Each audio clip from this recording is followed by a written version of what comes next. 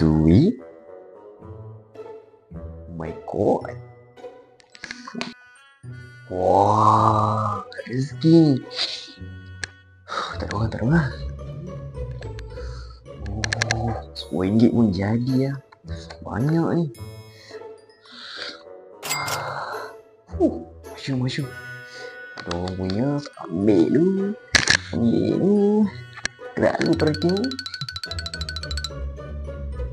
Bang, nasi goreng kampung 1 ekstra pedas. Hari ni saya belanja besar macam.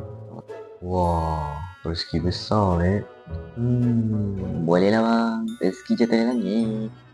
Jatuh dari langit atau jatuh dari pakai orang? Abang ni pandai pula bergurau. Cepatlah, cepat siapkan. Saya lapar ni. Okey? Mandai kamu. Wah, sedap nasi goreng ni. Aduh, sakitnya. Ya Allah, buat apa sakit. Aduh kawan-kawan, semua duit yang kita jumpa tu bukan rezeki kita, tapi itu semata-mata ujian untuk kita. Begini.